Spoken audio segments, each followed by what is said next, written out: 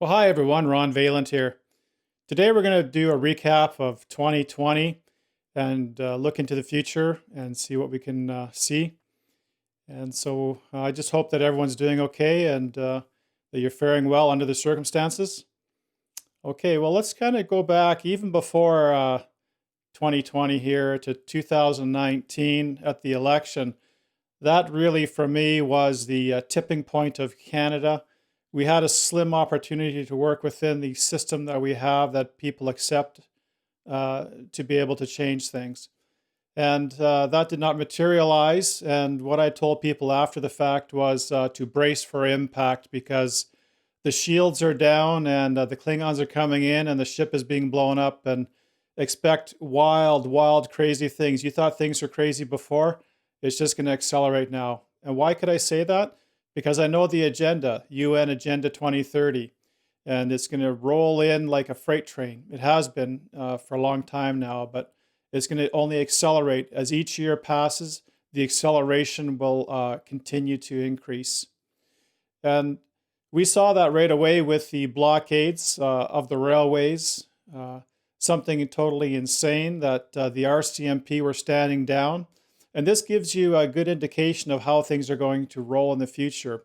You're going to have these groups that just pop up, and all of a sudden you're going to see that the government will capitulate. We saw this in the States with all of the rioting that went on and the burning down of businesses and the looting and the stand down you saw of the town mayors and councils. We saw it in Oregon as well, right? I mean, they went ahead and took over a major part of the central part of the city, and the mayor stood down.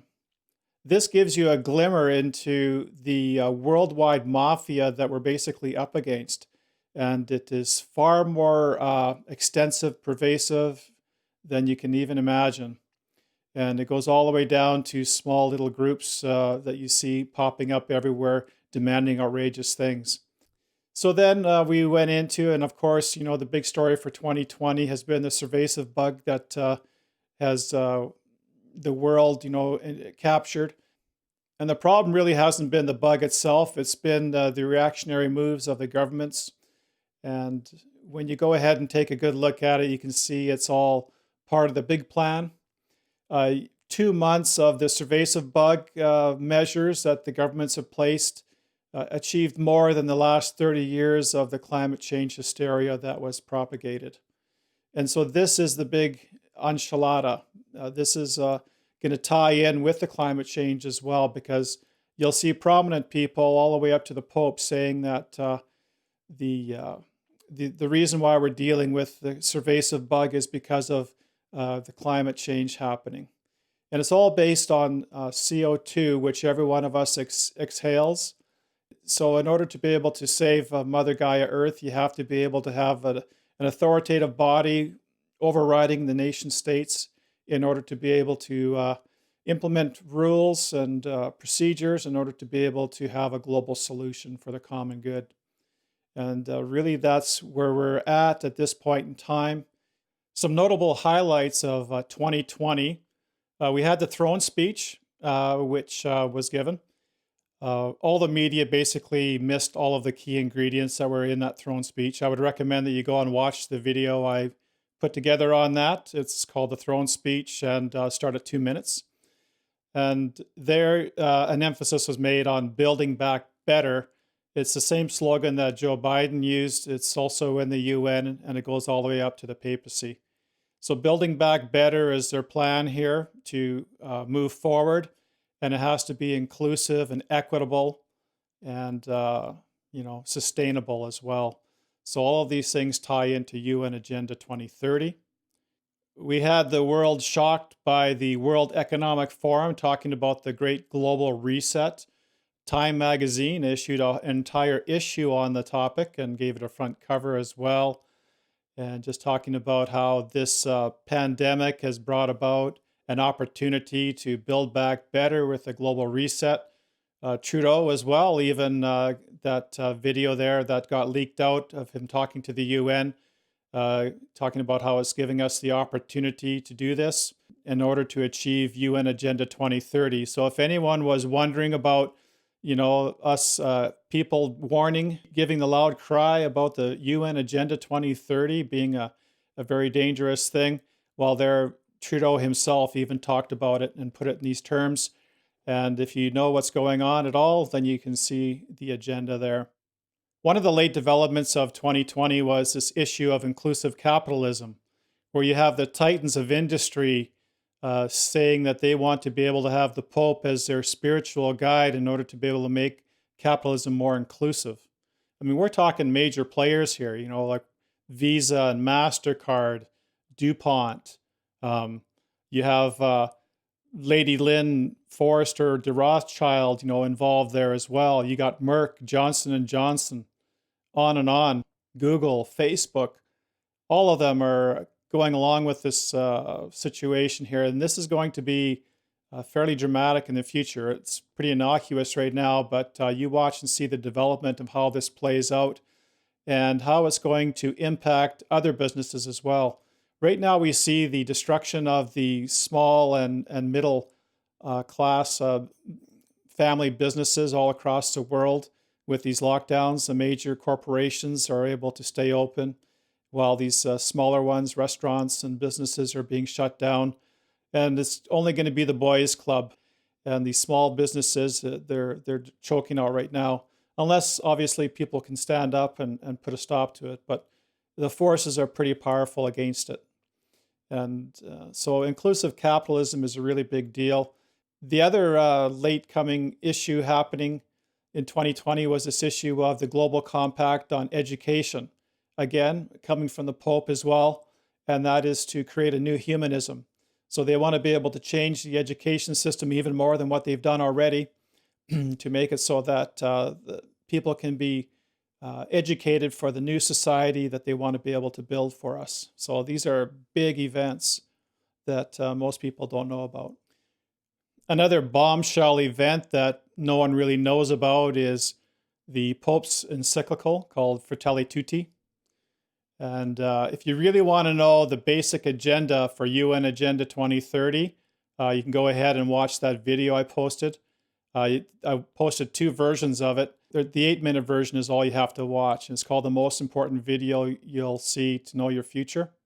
I recommend you go and watch that. And I'll just read a little bit of this encyclical that the Pope wrote. And we'll go ahead and post on the screen. It says, "For my part, I would observe that the Christian tradition has never recognized the right of private property as absolute or inviolable." Now, right off the bat, that's wrong, because in the 10 Commandments, the only part of the Bible that God wrote with his own finger, it says, "Thou shalt not steal." So if you're not going to be able to steal, that means it's someone else's property or possession. Anyhow, we'll continue on. And has stressed the social purpose of all forms of private property. So private property has to have a social purpose, according to the Pope. The principle of common use, okay, now this common word is going to pop up everywhere. Common use, common home. Common pass is going to be like the health pass that we're going to have. Common core in education. So common is a word that you want to be able to watch as a buzzword. So the principle of common use of created goods is the first principle of the whole ethical and social order. Well, their order, the New World Order, I'd say. It is a natural inherent right that takes priority over others. All other rights having to do with the goods necessary for the integral fulfillment of persons, including that of private property or any other type of property, should, in the words of St. Paul VI, in no way hinder this right, but should actively facilitate its implementation. The right to private property can only be considered a secondary natural right derived from the principle of universal destination of created goods. So that's another thing you want to be able to watch out in the future, is this word of universal destination of created goods. This has concrete consequences that ought to be reflected in the workings of society, yet it often happens that secondary rights displace primary and overriding rights, in practice making them irrelevant. So the secondary right they're talking about here is of the right of private property, but the overriding right is a common good of society in communism. So this is where we're headed, so that private property will be eviscerated under UN Agenda 2030. So This is very serious stuff. The other bombshell that happened in 2020, which never really made mainstream news, but has made its way all across the world and in various different formats, and that is the supposed leaked email from the Strategic Committee member from the Liberal Party. The whole issue of this is that there is no name attached to it, so it's not official. And really, anyone in the know could have written most of it. There is one element in there that I think shows that it's authentic, but I did do a video on it, kind of debunking it somewhat, but I'd have to say that I give it 75% credence. And maybe go through some of it here real quick. Basically, to phase in secondary lockdown restrictions on a rolling basis, starting in the major metropolitan areas first and expanding outward, expected by November 2020. Have we seen that? Rush the acquisition of isolation facilities, expected by December 2020. That's been going on behind the scenes. That the new cases will surge beyond capacity of testing. That really hasn't happened. But the whole issue that we're being fed is that the numbers are so high that we're being overrun in our facilities almost. Expect a complete and secondary lockdown by the end of December 2020, early January 2021. That's actually going on in the UK right now. They're talking about a major lockdown for a couple of years, from what I've been reading. Then they're talking about reforming and expanding the unemployment program and transitioning to universal basic program, expected by Q1 2021. I see that happening for sure. The mutation, and we're talking about a Cervasive Bug 21. Now, this to me is something that I've been following this all the way since January, and following a lot of people in the know. I've never heard anything about a number 21. Now, it's interesting that they don't go to a number 20, like 1920, but they're going right to a 21. I think it has to do with the year that it's coming in, but 21 is a very interesting number. I mean, you got UN Agenda 21. Will this new Cervasive Bug 21 be the big enchilada? So they're expecting that by February 2021. Then they go down into more restrictions, and we're talking about even having travel restrictions. And I can see it where, you won't be able to travel from province to province or city to city coming up in 2021. Projected supply chain breakdowns. We're kind of seeing that already as it's sitting. The whole system is stressed. Talking about deployment of military in metropolitan areas as well as major routes. But the big one here that is the most concerning, well, it all is, but that along with that provided roadmap, we were asked to design an effective way of transitioning Canadians to meet an unprecedented economic endeavor, one that would change the face of Canada forever, alter the lives of Canadians. What we were told was that in order to offset what was essentially an economic collapse on the international scale, and I can totally see that happening, I've been waiting for it for a long time, that the federal government was going to offer Canadians a total debt relief. This is how it works. The federal government will offer to eliminate all personal debts, mortgages, loans, credit cards, which all funding will be provided to Canada by the International Monetary Fund. Surprise, surprise, surprise. Under what will become known as the World Debt Reset Program. In exchange for acceptance of this total debt forgiveness, the individual would forfeit ownership of any and all property and assets forever. Okay, the individual would also have to agree to partake in the Cervasive Bug 19 and 21 shot schedule, of course. I mean, that's where this is all rolling forward, which would provide that the individual would have unrestricted travel and living under a full lockdown. And then they were asking what would happen if people were to go ahead and fight this. Let's see, several committee members also question what would happen to individuals who refuse to participate in the World Debt Reset Program or the Health Pass or the shot schedule. And the answer was not was very troubling. Essentially, we were told that it's our duty to make sure that this wouldn't come up, and they kept on pressing the issue. And then it was told that the ones who refused to participate would be deemed a public safety risk and would be relocated into isolation facilities. Once in those facilities, they would be given two options: participate in the program and be released, or stay indefinitely in the facility under the classification of a serious public health risk and have their assets seized. Um, yeah, so I really think that this could very well be the case. I mean, we have all of the moving forward with the issue of the World Economic Forum and the global reset. What also has to be understood is that we have Gavi, it's an NGO that works with the UN, stating that the shots and the shot program is going to play a key role in achieving 14 of the 17 goals of UN Agenda 2030. So you tell me, how is it that these shots are going to achieve these goals of UN Agenda 2030? One issue is going to be with this health pass, and in which you won't be able to participate in society unless you go along.